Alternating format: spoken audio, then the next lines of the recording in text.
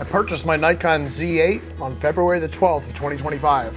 I've now shot over 25,000 images with this camera so far, and I'm gonna give you my impressions and a quick review here of the camera, the things I like about the camera, things I don't like about the camera, and some insights as to whether I regret making the investment in a whole new camera system, especially transitioning away from Fujifilm perhaps. So I'm gonna give you all those insights in this video. So as I mentioned, so far I've taken over 25,000 images with this camera. That's a combination of 11 photo shoots that I've done since I purchased it. One of those was in one trip alone to Florida. I did 2 events. One was a high school robotics competition that I photograph annually, and the other one was a corporate event that I did. That was actually very soon after I got the camera, so that was a trial by fire. I'm glad the camera worked out okay, but just in case not, I actually brought my entire Fuji kit with me to that event just in case I would have to switch systems midway through. But thankfully the event went smoothly and the Nikon worked fantastically in that scenario, as did the 2 lenses that I initially got for the system. So we'll talk a little bit more about some of the stuff again, specifically I like and dislike or have some challenges with this camera, but also a little bonus at the end of this video. I'll talk briefly about the Tamron 28-75 f2.8 lens that I have currently on the camera, and that's a lens that I definitely think I made the right decision on purchasing that lens, but I'll give you a couple little small things on that lens that I've noticed so far, likes and dislikes on that as well at the very end. So let's start off first about what I like about the Nikon Z8. I definitely like the accuracy and the speed of the autofocus system. Is it better than the Fujifilm system? Because that's something that Fuji gets knocked for a lot. I currently shoot with the X-H2, and it's probably one of their more top of the line cameras as far as speed and accuracy and autofocus advanced technology in that camera. Is this camera faster, better, more accurate, stickier, more professional in every way, shape, and form? Yes, absolutely. Hands down. I don't think there's even a night and day difference, especially when you're talking about moving objects and in a fast shooting environment and in low lights as well, at least the mid to lower light situations that I was in. I haven't been in super dark, like a concert venue kind of scenario. But so far I would say the autofocus system is definitely better. And I think along with that, how well the eye tracking works on this. I've only used it with humans, so I've not done the animal eye tracking yet. I might have a chance to actually test that out when I go to Yellowstone in a few weeks, as hopefully I see some live animals and have a chance to do some nature photography. So we'll see how the animal aspect of the autofocus system works at that point, especially at a distance. But so far, very sticky, catches the eye easily. Haven't done a lot of fast sports yet either, so again, take this with a grain of salt as far as extreme movement left and right or towards the camera and away. But so far I have not seen any issues and really like it. And I think the biggest thing for me is just confidence.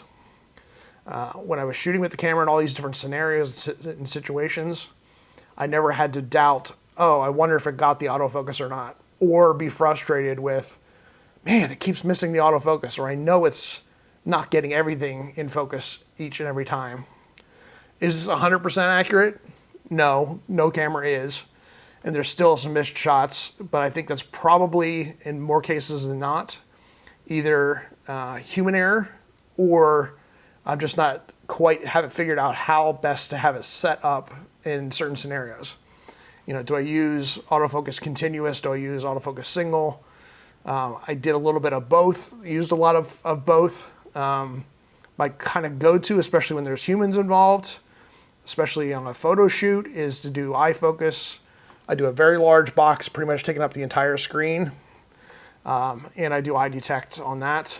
I've tried some other things with like narrower strips of boxes, or a smaller just towards the center box, or just to the left to the right and move the box. But for my shooting style, my preferences, I preferred kind of that wide box taking up most of the sensor, most of the screen, and then letting the autofocus do its work.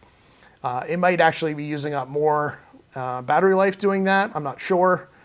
But again, just for speed and ease of use, that's worked the best for me. I will say though that during events, when I was shooting events with it, I was tending to use autofocus single and then just going kind of old school with focusing with like, focus and recompose, trying to keep the dot mostly towards the center. That way I could not have to worry about the eye detect grabbing a different person that I wanted it to grab in a very crowded room, or grabbing the person in the back versus the person in the front that I wanted. So it gave me a little bit more control in a very busy and people thick, dense environment, if you will. So that's kind of how I did that. I actually really like the heft and the professionalism of the camera.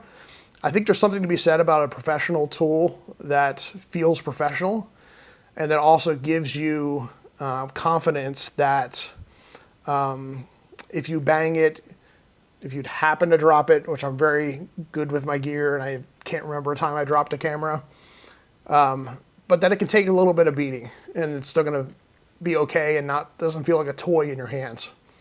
My Fujifilm X-H2, for example, while I love the small size and I love the images it produces, it does very much feel like a toy in my hand a lot of times, as opposed to this. I love that when you do autofocus and you're in a silent mode, or any mode really, I think this is a feature you can turn on or off, but when it focuses and when you shutter when you hit the shutter button, there are bars across, there's almost a square around the image, or I don't know if it's just top and bottom or if it's the entire image, but there's a flashing indicator that indicates that you're actually pressing the shutter and then firing off a shot. I think this is genius. I don't know why every camera company doesn't do this, especially when I was in a noisy room at an event. This really came in handy to make sure that I was actually taking photos and that it was memory card wasn't full or buffer wasn't full or some other issue. But especially when I was in areas where I had the sounds turned off completely so that I didn't disrupt even with the quietest and the faintest of shutter noise, interrupt the speaker, interrupt something that was going on. In that situation, it was really, really nice to be able to still have confirmation visually that I was taking images and that what I was thinking I was capturing, I was actually capturing. So again, great feature. Love that. I think it's genius. I love the overall camera ecosystem, the lenses available for the system so far, the options that are available out there. So especially with cameras, now that I'm kind of in the full frame ecosystem, I can add as a second body a Z5, a Z6, a Z7, a ZF, and of course that's the versions 2 and versions 3 of those cameras in some cases. But there's a lot of options there for adding to this kit and using the same lenses and being kind of in that full frame ecosystem. So I like that. And lastly, I think I like video, but honestly, I'm not sure yet. I've shot a little bit of video at one of the events in particular that I did with the high school robotics competition. I just grabbed a little video clips here and there. I don't think I have it fully figured out as far as how to transition quickly from one to the other. That might be something where banks come into play more in the future. But what I saw from the back of the camera, the video looked good, seemed to be producing it, catching it well.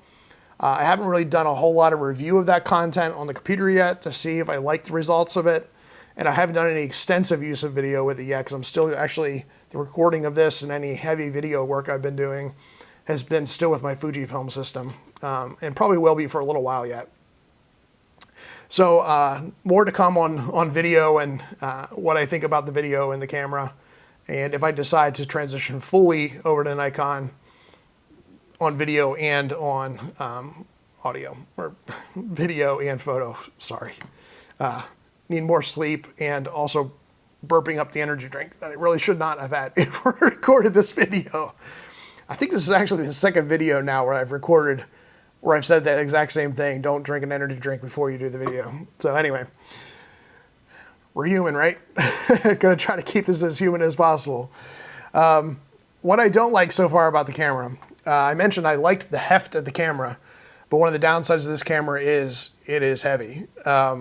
Especially heavier than the Fujifilm system I'm coming from. Even with the X-H2 with a battery grip and a big f2.8 lens on that camera, it's still significantly lighter than this is. I've yet to really kind of grow particularly tired of carrying it around all day at an event, or have any real strain on the hands or arms or wrists or anything with it. Maybe that would be the case if I was shooting a wedding or something, but I'm not sure. There are obviously lighter options in the ecosystem too than the Z8. I could go with a Z6 II, Z6 III, have a much lighter body as a backup option. Of course, then I would also be in a mismatch of megapixels between this and that camera. Pluses and minuses, probably save that for another video. But I will say that this camera is still lighter than my Nikon D700, which is back here on the shelf, that I still might bust out and use occasionally. We'll see. Another thing I don't particularly like that I ran into an issue with, and this may just be a happens with every camera kind of scenario, not necessarily the Z8 or this lens combination, but I had a situation where it was a high contrast scene. It was actually a white wall and a student with a black t-shirt. And the autofocus really struggled to get the student's face even in focus because of that high contrast environment.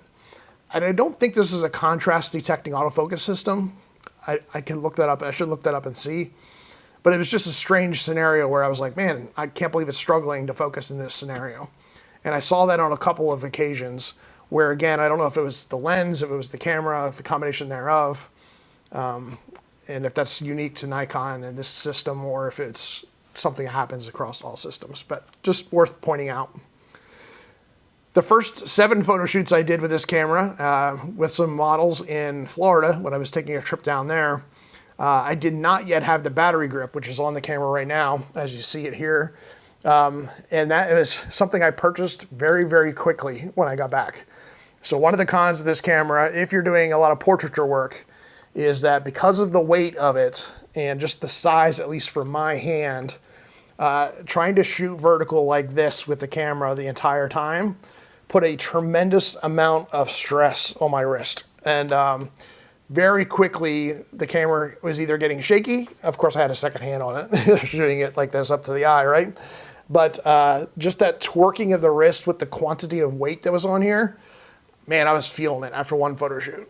And so the fact that I was doing multiple shoots, sometimes multiple shoots in a day, multiple shoots over the course of the trip, and I lost my focus. And I lost my focus. There it is. So there's a real world example of the Fujifilm autofocus system getting wonky when you put something else in front of it, as well as not re-grabbing the eye. So there was a real world showing of that. Anyway, yeah, so I very quickly, before I even got home from that trip, I actually ordered the grip, and it was waiting for me when I arrived back home, because it is so much nicer just to be able to do that and to kind of keep that natural positioning of the wrist when you're shooting vertical. As far as the battery grip's concerned, there is a little bit of quirkiness with that as far as like when you take the battery out of this, it's kind of a weird multi-step process to get to the batteries and to get the entire system out to replace batteries. It's kind of ingenious, but it's also kind of a pain in the butt. It's also just different from my Fujifilm system. I will say with the Fuji, I do like the fact that when I add a grip to the X-H2, I actually get 3 batteries then in the camera. I have 1 in the body and 2 in the grip. In this scenario, because of the way that the grip actually attaches in, you actually slide up into the battery well, if you will. So you actually lose the benefit of that battery in the camera body, and you just have the 2 batteries in the grip. Now, they'll last you a really long time, so that's probably not that big of a deal, but it is something to note that you don't have 3 batteries going with the system. The other downside to that is every time I try to take the door off of the battery compartment to be able to put the grip on, I feel like I'm going to break it off or snap it off. Hope that doesn't happen, but it is a little weird and delicate as far as trying to take that cover on and off to be able to attach the grip. So that's another thing. This is a minor thing, but I also know one of the first things I noticed when I put the grip on as well was just the aesthetics of it On the front side, it's really not that big of a deal. But on the back side, it doesn't really line up nicely along the side and on the bottom. Almost like it's not as aesthetically pleasing as, again, it's a minor thing. That's something I took note of as soon as I got it, but I do love the grip. Just adds a heck of a lot more weight to this already heavy camera. The other things I noticed, a couple things in real world use is I was shooting in a not so hot room. It was a normal temperature room, wasn't cool, wasn't hot, just a normal temperature room. And the camera was getting noticeably warm, especially down here where the batteries were in the bottom of the camera. I don't know if that's, again, a Nikon use thing. I wasn't really pressing it that hard as far as overall usage. And again, I wasn't outside in a hot 100-degree desert environment kind of situation. So I'm not sure why it was getting that hot, but it was getting noticeably hot. The other thing that I had happen was the memory card. I was getting an overheating warning on the camera about my memory card overheating. I think that was partially because of the speed at which I was shooting. Not at blistering pace by any means, but I shoot at a pretty fast clip.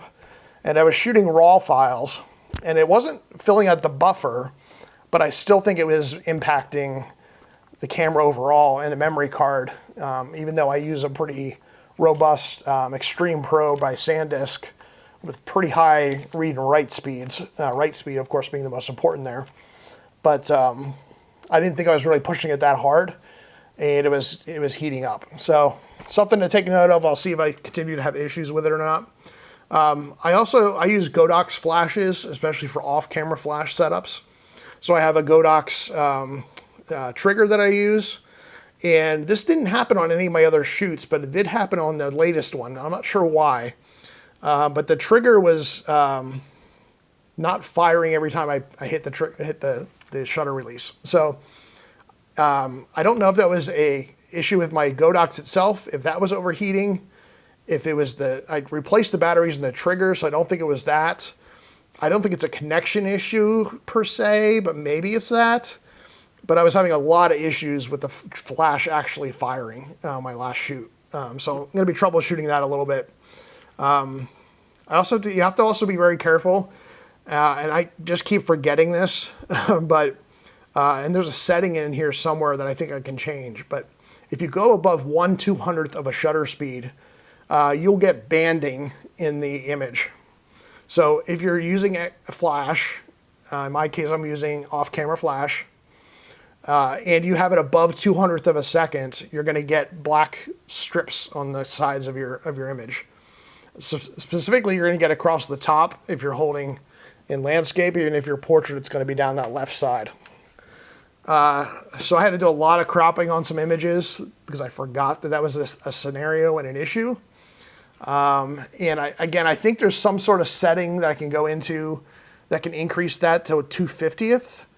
But I am kind of curious if I can do high-speed sync with the camera and if it'll work. So if anybody knows that, you want to put that in the comments, that'd be great to know. I'll research it more. I know there's downsides to high-speed sync as well with flash and camera, but it is a limiting factor, 200th of a second. I just thought of another one of the things I like, though. Sorry, I'm going to put that back up on the list. And that is, I don't mind the fact that this does not have a mechanical shutter. I wasn't sure how I was going to like that or if I wanted to buy this camera because of that reason. And because of the fact that it doesn't have a mechanical shutter, but I honestly don't miss it at all. There's like zero blackout on this camera. Again, I'm not worried that I already put 25,000 images on this camera, probably closer to 30 now. Because there's really no limit to what the not having a shutter and having that mirrorless digital only shutter in this camera allows you to do. Another challenge is not necessarily a negative on the camera, but it is the Z8 in particular is a very complex camera. There's a lot that it can do. There's a lot of functionality, there's a lot of customization, there's a lot of buttons, there's a lot of options. And the Nikon menu system is a little bit wonky. So combination of those things, there's still a lot for me to learn. And frankly, there's probably a lot with this camera that I'll probably end up never using. Yet it still checks off all the boxes, as I mentioned in my other video, about why I like this camera and why I purchased it. and what was attractive to me about it versus other cameras I have currently in my repository of gear, for lack of a better way to put it. And then lastly, and again, this isn't a negative on the camera system, it's just on me and switching systems and using a system that's different than what I'm used to. And that's just developing muscle memory. And that's with anything in life, but also any camera system you change to. You know, it's going to take some time to develop and remember where the buttons all are and how to do it seamlessly without having to look and pause and have it interrupt your workflow. One of the first ones that was very difficult for me to get used to was that the playback button is on the bottom right-hand side if the camera is facing you, if the back's to you. So it's in that corner, and on the Fujifilm system, the playback is on the other side. So in some ways it's nice because you can just kind of look down and keep your hand on the grip and kind of just hit the button in the corner versus having to kind of bring your thumb down to that side. But again, it's just more of a muscle memory thing. You know, where the autofocus, back button focus. So where the autofocus button is on the back, and just my finger's getting very used to falling where it needs to fall when I place my hand on the camera. So that's becoming less of an issue. But just a couple of things there. So as I mentioned, there's a lot of customization you can also do on this camera as far as button configuration and customizing pretty much at least half the buttons on the camera. But there's obviously some very specific function buttons as well. One located here, actually that's the lens radius, but one really located over here, 2 function buttons here, some other buttons you can reconfigure on the back. So I've not done a lot of that yet. The only buttons I've reconfigured so far have been the AF on and deactivating focus on the shutter release because I am a back button focus preferenced individual. So did that, and then one of these front 2, and I honestly can't remember which one now, I have set for the use of banks, but I've not yet done that. If you're not familiar with banks, it's kind of the way that you can kind of re-customize entire setups very quickly with the camera and the settings. I'll talk more about that here in a minute. And the other one is that on the back, this very back corner button, I reconfigured that for, I think Nikon calls it Astro, if I remember correctly. Basically what that allows you to do is if you're doing astrophotography, you can see your environment and it might not be exactly the way that it's going to look in the final image. So it kind of overrides the WYSIWYG, overrides the what you see is what you get. And it's very nice, especially when you're shooting with flash. And the reason I have this on a toggle is if I'm in the middle of some shoots, I might be using natural light, and then I'll switch over to flash depending on the environment and the particular setting of where we're shooting. So it's very quick for me to be able to shoot natural light, then toggle with that back button to be able to change over to the Astro mode where it's maybe lit correctly when the flash is going to pop off, but if you would look in the camera, it would look too dark. And where that becomes a challenge, and maybe this is another future video, but where that becomes a challenge is that it may be very hard to see your subject in the viewfinder with the way that you have the light, your shutter speed, your aperture, your ISO set up. So hopefully that makes sense, but that's very, very handy, something that I didn't want to have to dig through the menu system in order to be able to find, and I wanted to be able to have quick access to it. The other thing that I still need to learn a little bit more about and use a little bit more is the black and white mode. So I do really love black and white photography. I sometimes incorporate it into photo shoots, but the ones I've done so far, I don't think I've really incorporated it into. The other thing that I made a mistake of doing was I actually did try to incorporate it into one of my shoots, but then I was shooting raw. So if you know, here I am looking at the back of the camera going, oh man, that black and white looks really great. But it wasn't really there though, because I didn't do JPEG plus raw, I just did straight raw. So the straight raw is not going to give me that black and white filter or in-camera edit, if you will. So I didn't really have the black and white images when I got back. Maybe there's a way that can continue over to the file and be baked in or transferred or pulled back on the other side, and I just don't know how to do that. But just for my own note that I still want to experiment a little bit with black and white, and specifically want to experiment with using it with JPEGs, not with RAW. So we'll see what I think of that in the future. So those are my thoughts. Initial use of the Nikon Z8. I think it's a fantastic camera. Very happy with my purchase. Very glad that I made the leap into full frame and into the system. Still a lot of shooting to do with it. I think I have 3 photo shoots coming up, but then also going on a very long vacation, and I think I'm taking this camera with me. I'm still holding on to my Fujifilm system for a while to see in what use cases like video that I want to continue using my Fujis. But I'm debating about travel because it is a lighter kit to be able to take and travel with. But I really want to play with this camera when I go on travel and have the maximum potential for quality of images with the Z8. So, and the better weather sealing, robustness, etc. But the weight. So there's that. So we'll see what I end up taking. Maybe I'll make a whole video about that and what I end up taking on vacation and what's included in my bag as I travel on vacation. Also my favorite camera bag. There definitely will be a video about that coming up. But real quick, bonus footage. I said I would talk briefly about the lens. This, again, is the Tamron 28 to 75 millimeter f2.8. This is the version 3 VXD G2, whatever all that means, but I think it's the G2 Generation 2 version. There is a G1 version that's still available for this camera. I went with the G2. Supposedly, rumor has it that the Nikon 28 to 75 f2.8 is made by Tamron but rebranded, rebadged. I don't know if that's true or not, but that they use the G1 version, not the G2 version. Again, I don't know if it makes any difference whatsoever, but I can say that this lens has been my workhorse lens so far, not only for events but also photo shoots. That 28 to 75 is a nice range for doing full body environmental portraiture, doing multiple people in a group in an event. The 28 I was concerned about that being not wide enough, but so far it's been okay. Only a few scenarios where I have not been able to back up far enough and utilize that. We'll see if on vacation I wish I had something wider. Now that I say that out loud, it maybe is another checkbox in favor of me taking Fuji on travel versus this camera because I don't have a super ultra wide. Shoot, why did I say that out loud? now I want to go to B&H. But the lens is fast, it's quiet, it focuses accurately. The only downside I've seen with the lens so far is that there's some pretty heavy vignetting with it. And I haven't fully tested that to see if it's better at certain f-stops than others. Usually when you stop down to f5.6, f8, somewhere around there, you tend to get rid of the vignetting altogether on most lenses.